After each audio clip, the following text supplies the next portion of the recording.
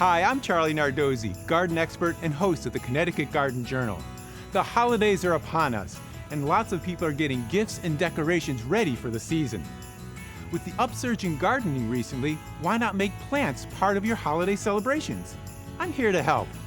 In this holiday special, I'm going to be talking about taking care of holiday plants and houseplants, how to decorate using natural materials indoors and outdoors, how to grow plants in small spaces like in a terrarium or an indoor herb garden, and finally, how to select the best gifts for the gardener in your family or friend group. So join me as we celebrate the holidays in the garden.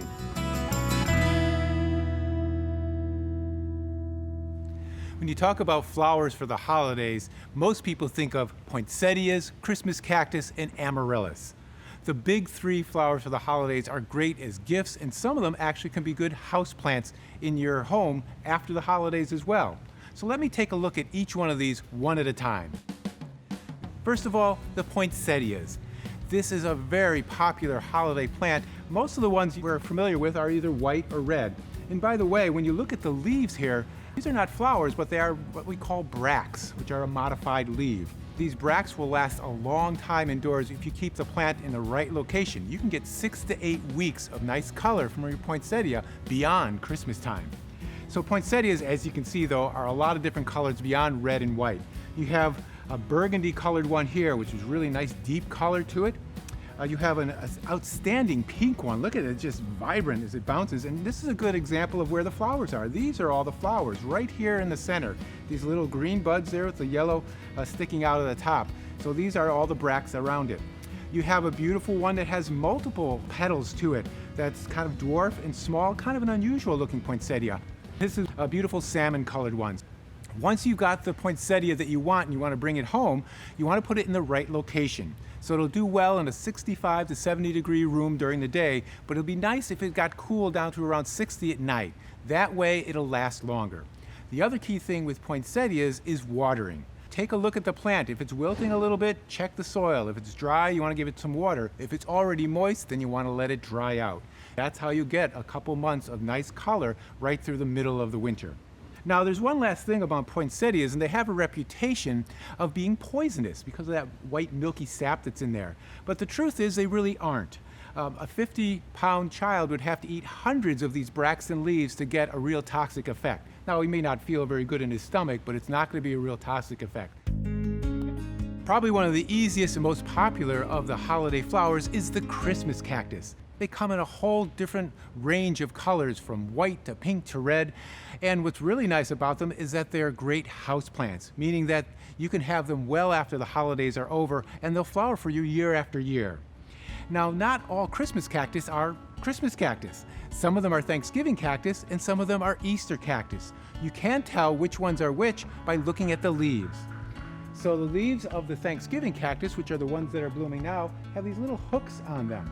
So these are the ones that'll bloom really early. The ones that are blooming around Christmas or New Year's time, those have a scalloped shaped leaf to them. And so those will be ones you can see that'll bloom around January or so. And then of course the Easter cactuses, those will have little hairs kind of coming out of the leaves and out of the segments. So those will be the ones that'll bloom in March and April. So you can see if you get a variety of different kinds of holiday cactus, you can have flowers blooming from November to March and April.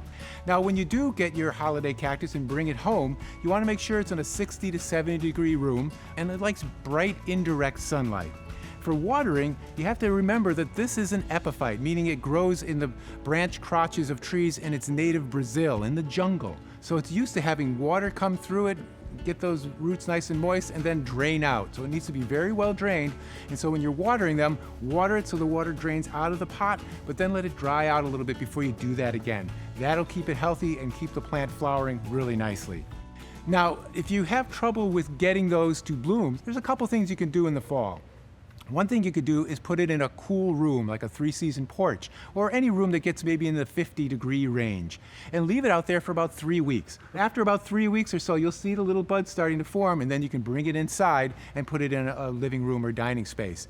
You can also give it some darkness, so put it in a spare bedroom or a room that you don't use that much in the evening, and as long as it gets 12 to 14 hours of darkness, then it'll set its buds and flower for you. Another nice thing about Christmas cactus or holiday cactus is they're easy to propagate. Let me show you how you can make more cactus. You simply would take your cactus and you'll just cut off maybe a segment here. And then you're going to dip the bottom end of it into some rooting hormone powder. And this rooting hormone powder will help stimulate it to grow and form a new plant. Then just tuck it into a pot filled with moistened potting soil.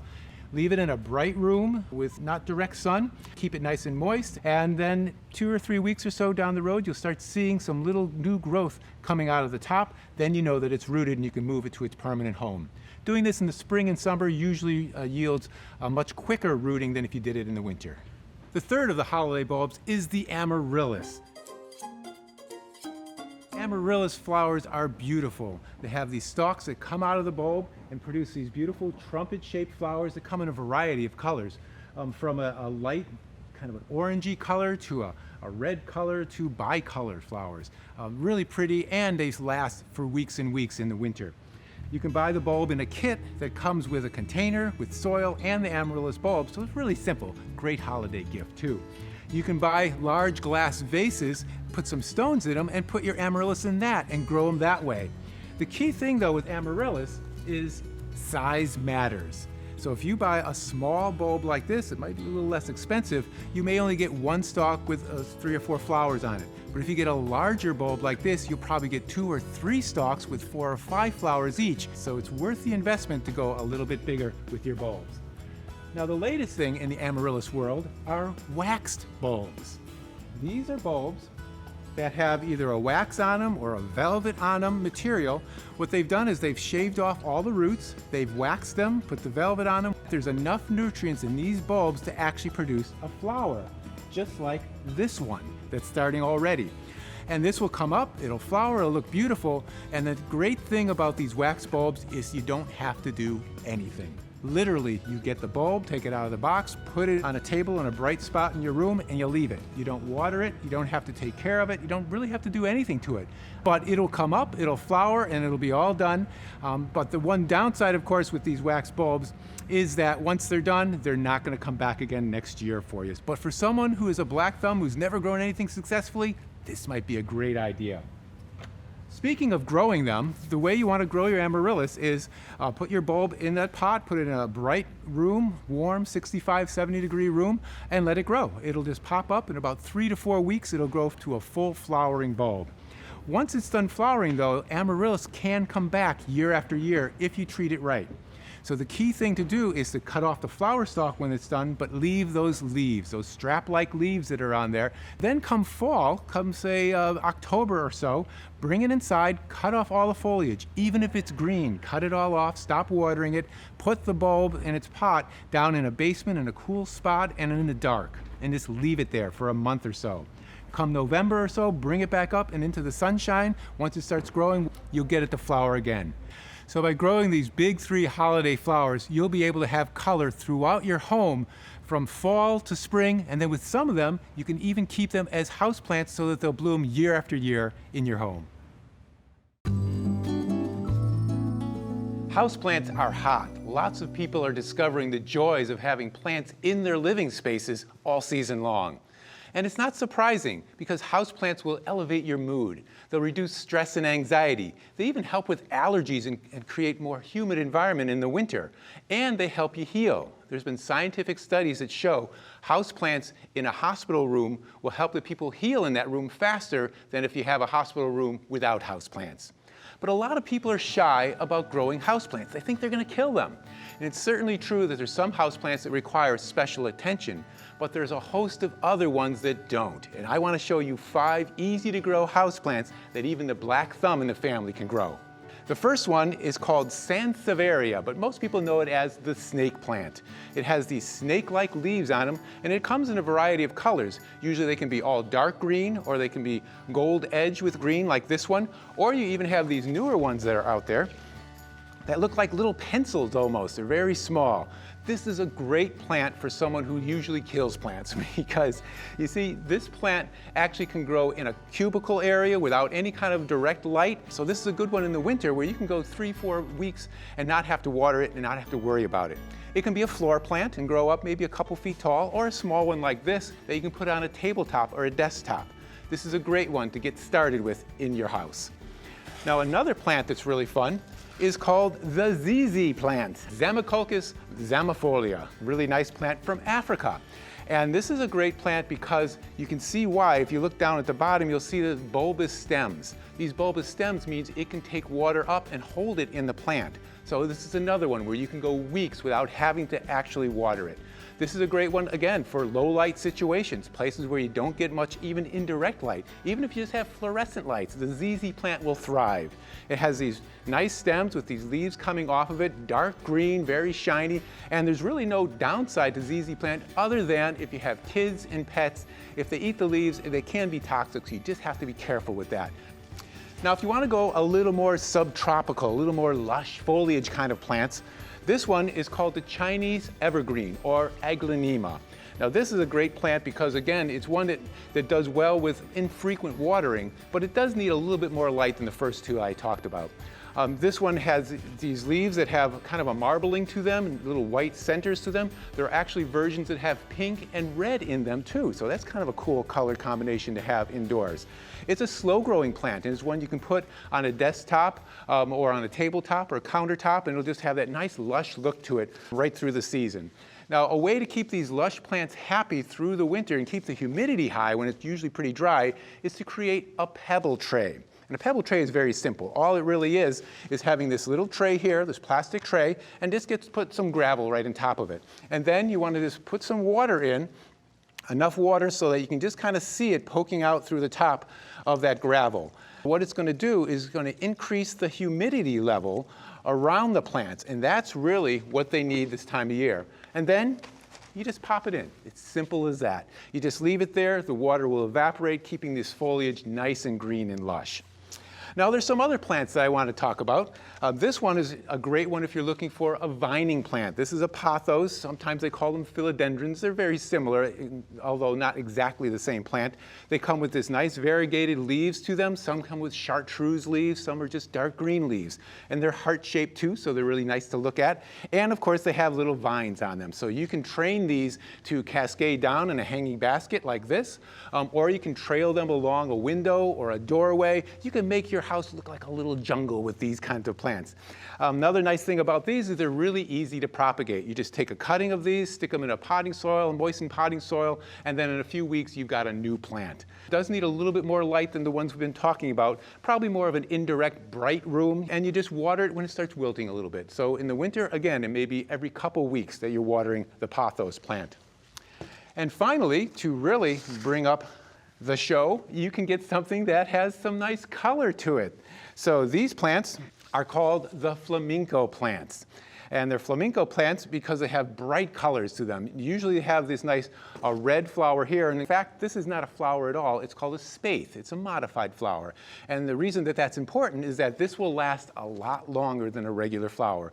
I have these blooming in our house, and they're blooming for weeks before this will actually die off. So you get this color right through the winter when very few other things is showing color as far as houseplants inside.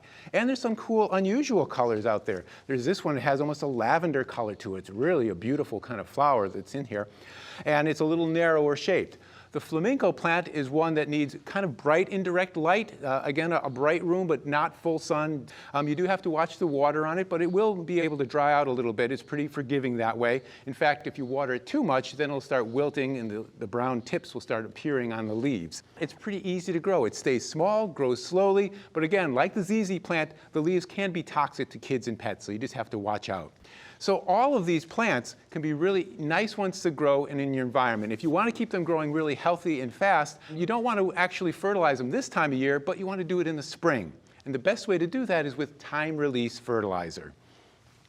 Time-release fertilizer are little pellets that have fertilizer encapsulated in them. And all you need to do is just shake them out in the spring. And you could just do that right here and just shake them into the plant, maybe a teaspoon or so.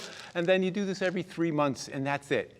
Every time you water, a little fertilizer is released, so you don't have to worry or remember it's time to fertilize. So with these easy plants, you're guaranteed to get something to really grow and look nice in your house. With a lot of us staying closer to home for the holidays, this might be a great year to do a little extra decorating. Whether it be in your apartment, townhouse, or your home, bringing some of the natural materials around your landscape indoors might be a great way to make the holidays feel more cozy. Whether it be making wreaths or swags or centerpieces, it's a nice way to have a little sense of nature inside. Now, the first way to do that is to get a live tree for the holidays. So let me show you some of the different types that are out there.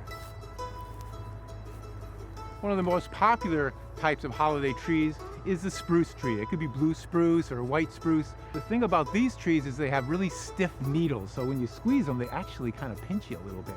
But a nice thing about it is that these boughs are very sturdy, so you can really decorate this thing to the hilt, having all kinds of ornaments on it, and it'll stand up really well. For a softer feel and texture, you might try a pine tree. Now, pine trees are great because they have soft needles to them, have almost a wispy kind of look to them. But the thing about pines is that they're not as sturdy. So you can't really hang a lot of ornaments on them. It's really gonna pull those boughs down. So if you want a more sparse tree that's all decorated, you might try a pine.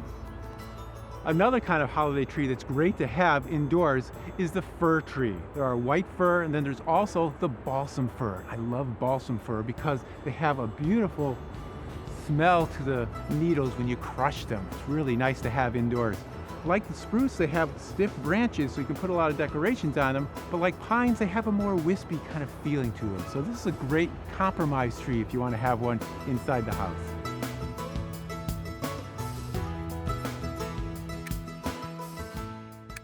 You can collect evergreen boughs from different trees, not only to get a sample for your live tree, but also to bring them indoors and create different kinds of arrangements.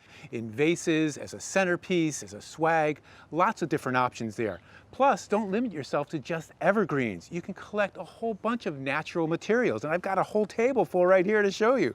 So first of all, I was talking about the pines and how wispy they are. They're great just sitting into a vase somewhere on their own. Greens like this that are cut will last 3 or 4 weeks in a cool house. One type that a lot of people overlook are cedars and evergreens. These are really nice. The arborvitaes in particular are really nice because they have that nice cedar smell to them and a little bit of different look for an evergreen.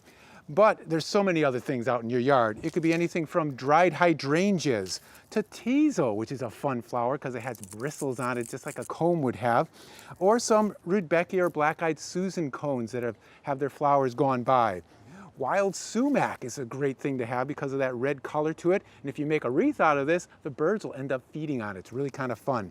Speaking of the birds, there's all kinds of berries and edibles out there too. We have rose hips, which are really nice. Some different kinds of crab apples, add a little color, add a little decorativeness. And of course, any of the winter berries or the hollies have those beautiful red berries. Just a nice way to add some color to your wreath.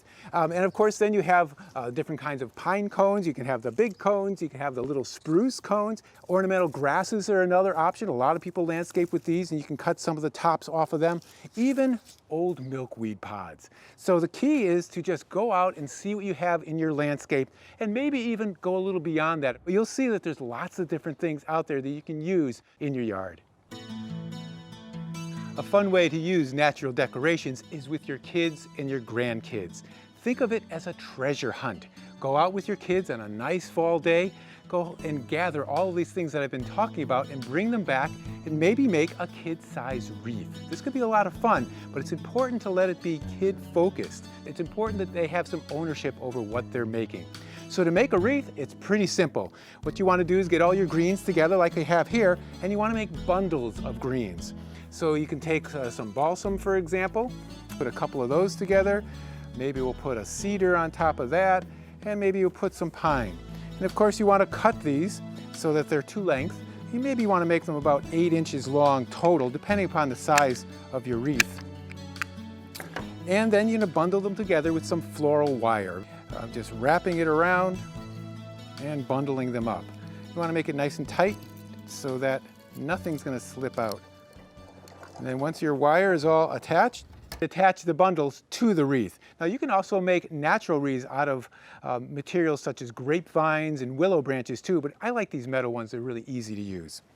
So once you have your bundles, we got a couple of them here started. I'm just going to attach this one, again using that floral wire that I talked about. I'm going to take a big piece of it here and just run it through, making sure you keep it nice and tight onto the wreath itself, onto that frame. So there, I've put the whole bundle together, and you can see this is what it's going to look like once you have all the bundles in. You can see a nice mix of different kinds of textures and even some shades of green that are in here. Now the next thing I would do is clean it up a little bit. You know, you want to have that wreath kind of look to it, so you have some things that are going into the center. You can just cut those out very simply like this, making a little bit of a hole in the center. But once you have the wreath like this, have your child come back in, and you can start taking a look at what kinds of materials you want to stick into your wreath. So I made a little pile right here of things that are really kind of fun. What you could do is put maybe one, this is a teasel, you could put it on one side, and you can get some more teasel and put it on the other side, maybe do it in thirds around the wreath, like that. That way it adds a little bit of consistency to the wreath. You can put some color in with some sumac, which is really kind of fun to do because they're big and they're gaudy and they're kind of nice to have right in the middle of the wreath. There we go. And then you can add even more color with some nice winter berries. And you can have them all over the place. How about some crab apples? Stick those in there too. We like crab apples. There we go. We'll put some up here. And then finally, of course, you can put in some pine cones, and they could be the big pine cones, which might be a little bit too big for this wreath, or maybe some of the smaller pine cones that you can stick in with a glue gun and just tuck them in here and there, so that eventually you have a wreath that looks full, that looks fun. It's not going to be something that's going to win awards, but that's not the point. The point is something that you've done with your child or your grandchild, something that they're proud of, something that you're proud of, and something that when you hang it up on a wall or hang it up on a door, they can look at it all through the holidays and think, wow, look what we did.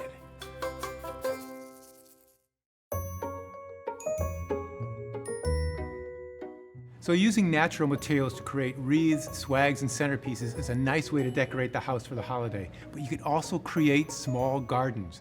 So let me show you some of the options. The first one are terrariums. Now terrariums come in lots of different shapes and sizes, and they're usually little glass structures where you can grow a lot of small plants. It's fun if you have a small apartment or just a little table, and it's a great kid activity as well. First thing would be getting the actual container itself. So you can get types like this that you will hang from the ceiling or from a pillar of some type, and you can see that it's open in here, so you can just add all your materials in. Really easy to use. Now if you want to get one that's a little more sophisticated, you can get what we call closed terrariums. These are actually shut, so there's no air coming in, so you have to get all the pieces just right, and I usually say this is better for someone who's a little more advanced in their terrarium growing. And then of course this beautiful one right here is a really nice one. Sits on its own little pedestal, but again it has that opening that you can put in there. Once you've chosen your terrarium, then you got to get the ingredients right to put into the terrarium so your plants will grow.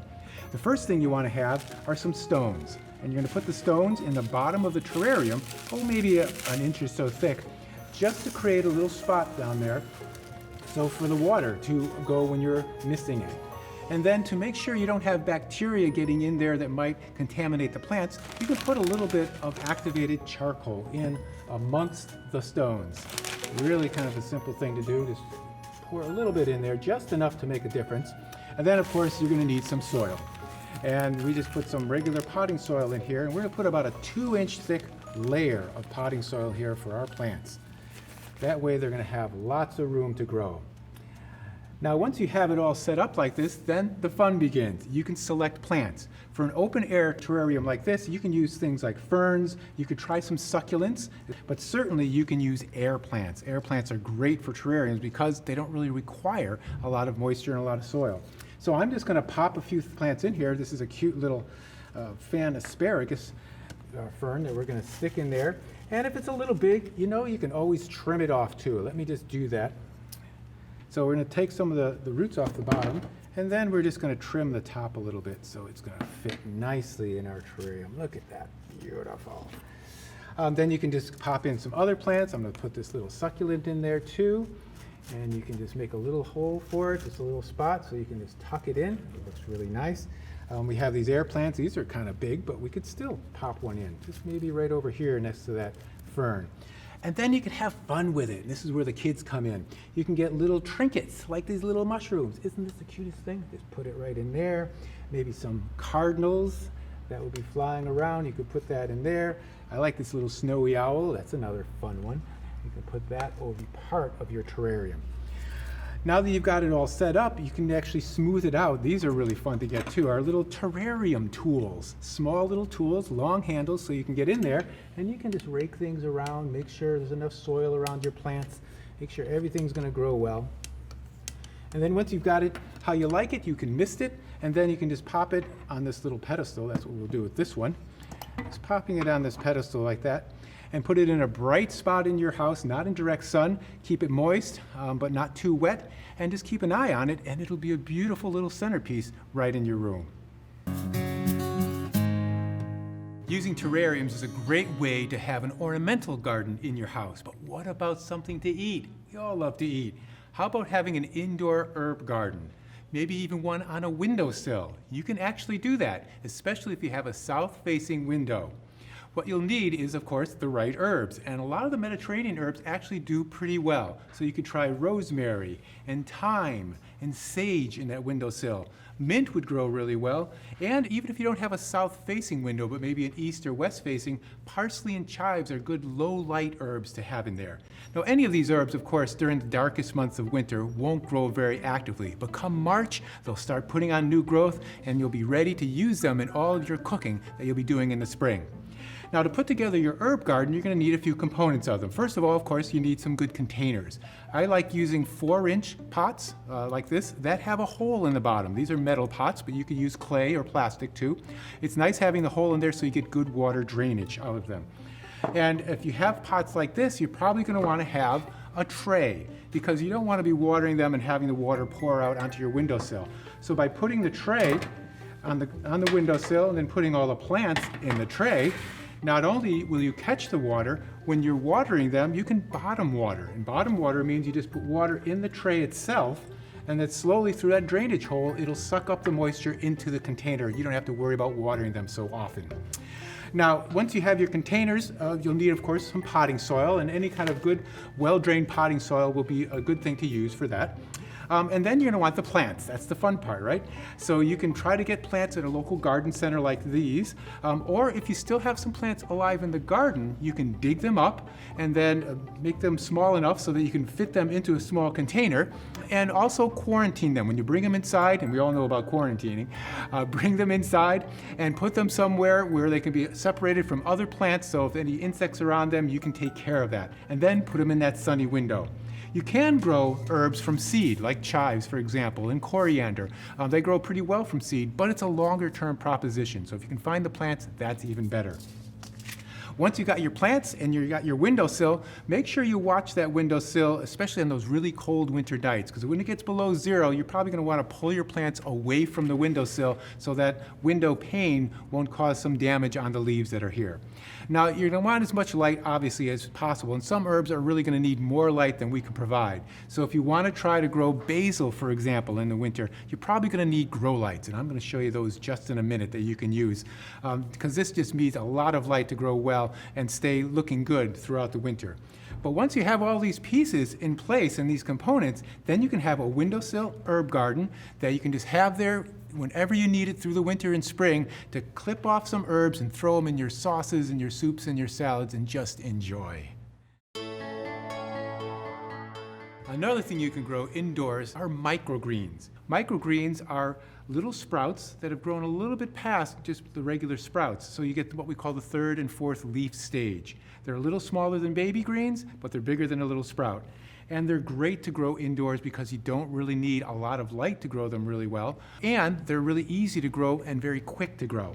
So if you're going to grow microgreens indoors, you're going to need a few things. First of all, of course, you need a container. You can certainly get seed starting trays to use that, but I'm using, in this case, this is a salad container, a plastic salad container that you get in a grocery store. When you're done eating all the salads from that, you just rip the top off and you've got a perfect container to use for microgreens. You can also use little pots if you want to make little pots of microgreens. That works too. So there's a lot of different ways to do it. Once you have that container, then you want to fill it up with some potting soil. So I'm going to take some of these small little containers here and put a little potting soil in. And you want to have a nice well-drained potting soil, and of course the container itself can have holes in it or not. If it has holes in it, just like with the herbs, you're going to want to have a tray underneath it. But these salad punnets here, these don't have holes at all, and they're fine as long as you don't overwater them. Once you have all the soil that you want in here, then you can decide what you want to plant. Now you can plant a number of different things. Salad greens like chard and spinach and kale and all different kinds of things in there because you're snipping them when they're small, so it doesn't even matter. You can even grow peas and sunflowers if you want. What I usually do is I get a microgreen mix, and microgreen mixes are already mixed up for you, so it's really easy. You don't have to think about all the different ones to put in. And just simply sprinkle those into the top of this container. You can do it nice and thick, it's fine to do it that way. Then give them a little water, and at this point what you're going to want to do is just leave them, maybe in a dark place somewhere where it's warm, and let them germinate. Once they've germinated, then you're going to want to put this tray into a sunny window or a sunny room so that it actually can grow. And you can see I probably should have had a tray under this, huh? Another thing to do with this is if you're trying to grow things a little bit bigger, a little bit faster, or you're trying to grow that basil that I mentioned before, you can have a grow light. A little mini grow light like this, a nice tabletop grow light, is perfect for anywhere in a small space. You can see they have these grow lights that has a self-watering tray underneath it too. So this capillary mat here goes on top of the false bottom, water oozes up, and it can water these trays that are there. What you'll simply do is you'll take your microgreens once they start germinating and put them underneath the lights, and then you can just turn them on. And what that'll do is that'll ensure that these microgreens don't get really leggy. It's okay to eat them if they're leggy, but they're going to taste a lot better if they're nice and thick. Once they get up to that third or fourth leaf stage, then what you're going to want to do is take a scissors and simply snip them. And here you have your microgreens. These are greens that you can put in salads, you can put in soups, or you can just say, I'm hungry for greens, I'm going to eat them. And just munch on them just like that. They're tasty, they're delicious, they're nutritious, and they're a great way to have greens right through the winter. Happy holidays! You know, for the gardener in the family, it's really hard to find the right holiday gift. Whether it be a friend or a family member, those that are really serious gardeners are very particular about their tools, their seeds, all that stuff. But I've got some ideas not only for them, but for the novice gardeners in the family too. So the first thing is, if you have a gardener that likes to start their own seeds indoors, it's great to get them a little seed starting kit. These can be things such as a bunch of seeds that you know that they like, whether it be vegetable, flowers, or herbs. You'll try different things for them. Stretch the envelope a little bit, try some unusual things, and give them a little something to try. The other thing you can get them are some unusual pots. Now, a lot of people start their seeds in little trays, but if you have plants that kind of are big and don't like to be transplanted very much, like basil, for example, or tomatoes, or squash and zucchinis, something you might want to get for them are these cow pots. These are made from dehydrated cow manure. No, they don't smell like cow manure. They are deodorized, so they're really nice to plant the seeds in there, and you grow the plants up to maturity or up to a transplantable size. And then when you plant them, you plant the whole pot in the ground. As they break down, they feed your plants. A nice gift to give. Also, you can never have too many garden labels, so you know what you planted, what variety it is. So not only give them the labels, but give them a marker too, in case they're using popsicle sticks or something like that. Having these little handy things around would be really nice for any gardener. Now, most gardeners are very particular about the gloves they use, but I want to show you a pair of gloves that I really like. These are called nitrile gloves. And nitrile gloves are nice because they fit snugly on your hand. These nitrile gloves are made from this material that is breathable and yet is very durable and enables you to pick up seeds and small little things really easily with your fingers. And they're strong enough that they're not going to have rose thorns or things poking through them and damaging them. So it's a really nice glove to have, and it's really form-fitting onto your hand. Really good one for any gardener in the family. Now, most gardeners have their favorite tools, and I've got some new ones to show you too, but not all of them have the best way to get the tools to the garden. This is a cross-body tool bag. You put it over your shoulder, and you can see it has 3 pouches in it, which is great for all kinds of pruning tools and cultivators. It's got a main pouch in here that you can put a whole bunch of things in here, twine and ropes, strings and seeds and all kinds of stuff, and it's got a magnetic snap so things don't fall out. Pretty cool idea, right? And oh, what do we have in our bag? Well, let's take a look. We've got some great tools. Now, I know a lot of gardeners already may have trowels and little hand weeders, but these are really nice, and this is kind of a lifetime tool. It's called the Lifetime Tool Kit because it's made out of Swedish hand-forged steel. It's got beautiful ash handles to them. They're decorative, they're attractive, and they're long-lasting. A great one to have. And another thing gardeners like to have are little hand pruners, and you don't want a big bulky pruner to walk around the garden with. You want something that's small. So this is a good one for just deadheading flowers. And if you have something you want to just snip off, so maybe you're just going to snip a few herbs, we have some snips here too. And we have a tool sharpener as well. So this all comes as one tool kit, just for that gardener that loves to be out there puttering around, snipping and pruning things. So now that we've got our toolkit all set, we can move on to carrying bigger things. This is called a tub trug.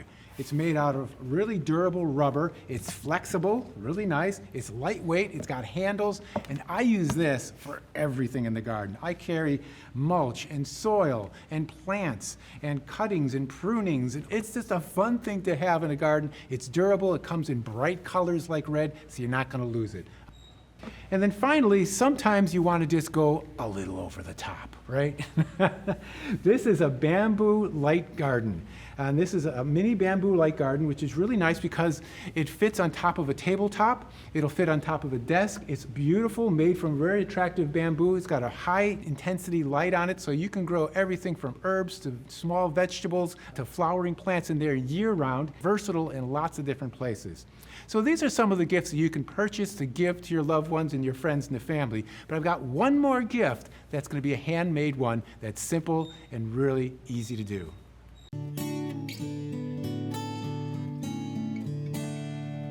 If you want to go a different direction for your holiday gifts and do some handmade and homemade gifts, this is a great one to do with kids and grandkids because they love the simplicity of it and to watch the birds feed on it.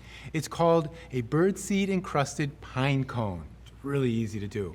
All you're going to need is some peanut butter, some seeds, some pine cones, and a little time to put it all together. So you take 1 cup of peanut butter, put it in a big mixing bowl. Then you're going to take a 1/2 cup of a songbird seed mix, and you can get these any garden center. And then you want to mix it all up together so you can get them all combined. There we go. Then you can grab some pine cones, and you can use white pine cones or really any pine cone, but a big pine cone is probably the nicest thing to do. So then we're going to take a spatula and just blather it on there all the way around your pine cone. The idea is that you're going to create something that the birds are going to love. They're going to flock to this to look for not just the peanut butter, but then the surprise of having the bird seed in it too. So once you have it all covered up like this, then you're going to want to freeze it. So get a cookie sheet, put some wax paper on it, and just lay it on there. And you can do a number of these. When you're done with them, then you can take some ribbon or some rope, and you can glue gun them to the top of this, and then you can just basically hang them from the trees. And I'll show you what it looks like when it's done. Look at these. Aren't these the cutest things? This is something the birds are going to enjoy, the kids are going to enjoy watching the birds, and everyone's going to have fun. A nice gift for grandma, grandpa, or the parents, or anyone in the family.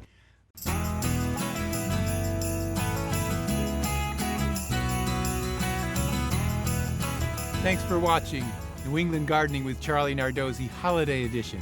I hope you learned a little bit about how to decorate for the holidays, how to grow some of your houseplants better, how to take care of those holiday plants, how to use natural decorations, and grow edibles indoors all through the winter, and of course, some great ideas for holiday gifts, including some homemade ones like these seed-encrusted pine cones. If you're looking for more information, go to cptv.org/New England Gardening with Charlie Nardozzi. Happy holidays and have a floriferous and bountiful 2021.